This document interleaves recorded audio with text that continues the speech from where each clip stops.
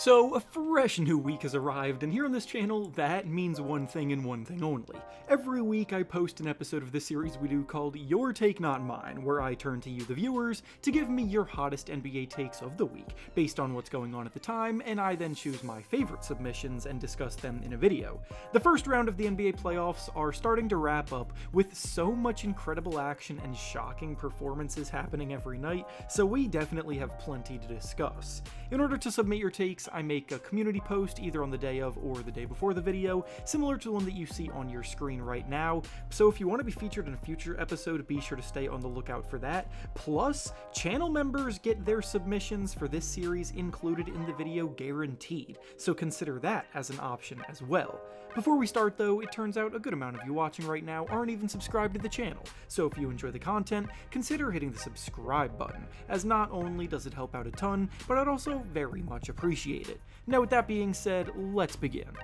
The first take we'll be discussing today comes to us from Yoda, and he says that the Grizzlies should try to trade for Giannis Antetokounmpo with a package featuring either Desmond Bane or Jaren Jackson Jr., plus a plethora of their talented depth pieces. Unfortunately for Milwaukee, everything that could have gone wrong over the last 2 years has gone wrong, and now they're facing an incredibly difficult reality regarding their future. With Damian Lillard tearing his Achilles and a very long rehab process being ahead of him, the Bucks simply cannot compete with the best that the Eastern Conference has to offer anymore, and Giannis Antetokounmpo is not going to sit around and accept mediocrity in the prime of his career. All signs seem to point to Giannis getting moved this offseason, and if that becomes reality, then half the league will probably express interest in acquiring him, but only a select few realistically have the assets to put together a competitive offer. The Memphis Grizzlies also find themselves in a weird spot at the moment, with a very deep roster filled with quality role player talent and a solid trio of two-way, borderline, or actual all-star caliber guys who produce well, but their ceiling seems to be pretty limited, with them having just gotten swept in the first round as the 8th seed, and even a few years ago when they were finishing as the 2 seed in the conference, they weren't making very deep playoff runs then either. They too probably need to take a big swing to take a meaningful leap, and while it would hurt having to offer up a Defensive Player of the Year winner like Jaren Jackson Jr., I don't think they should hesitate for a second in doing so in exchange for Giannis. As I said before, the Grizzlies have a ton of quality depth they can add to their offer to juice it up, they have draft capital to bolster it, and Jaren is probably the best player that the Bucks would be able to get back in any trade offer, while being just 25 years old, so he's young enough to be a building block of a newer, younger, rebuilt era of Bucks basketball. And for the Memphis Grizzlies, Giannis immediately puts them in contention at the top of the West, as he and Ja Morant running together in the open floor would be unstoppable in transition. The attention that Giannis gets would make life so much easier for Morant as an aggressive driver to the basket, and Desmond Bane would likely get freed up for more quality looks too. So honestly, even though the Grizzlies don't get discussed much as a potential Giannis landing spot, I completely agree with the original take at hand here that they could and should get involved.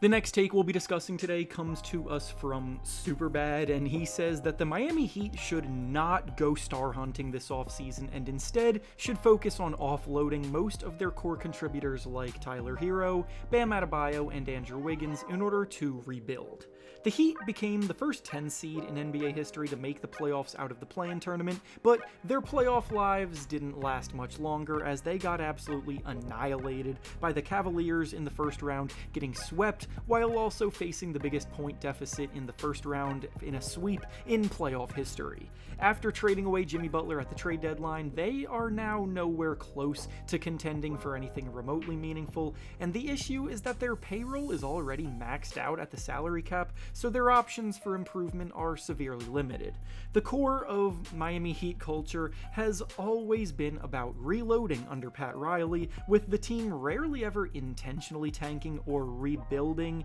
and thanks to their outstanding history scouting hidden gems, they've typically turned down stretches around fast, but right now their options are pretty limited. For several years now, fans and analysts alike have proclaimed that the Heat should probably have moved on from Tyler Hero before it was too late, and now we've reached the point that seems to be that too late, because even though he has played like an all-star this year, he's nowhere close to being good enough to be the #1 option on a winning playoff team, and the rest of the Heat payroll is filled with overpaid role players, making it impossible to spend on better talent. There is no fast track to the top anymore, and Hero probably holds the most value, so for once, the Heat are going to have to play the long game, and that means it's time to ship Hero out for as much capital as possible, including possibly young players and draft picks amongst more. Do whatever you can to get Terry Rozier and his horrible contract off the books too,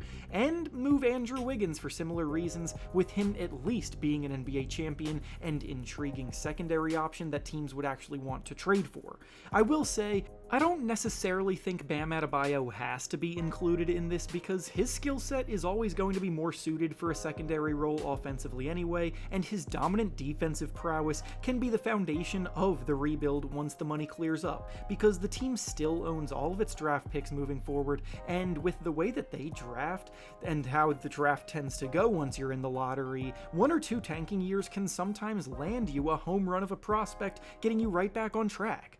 And finally, the last take we'll be discussing today comes to us from Luca, and he says that the Celtics will not make it out of the East based on how they are playing right now. As the defending champions, the Celtics were always going to get a ton of extra attention as everyone watches on as they try to go back-to-back, and with that, there's always extra scrutiny and overreaction. The Celtics lost 1 game in their first-round series to the Orlando Magic, and of course that means that the sky is falling according to some, but I view it more as them not even going as hard as they can yet. The fact that Jason Tatum can miss a game in the series and the team can still win comfortably without him shows me how loaded they continue to be, and I'm not going to overreact to one outing where they clearly played down to their competition.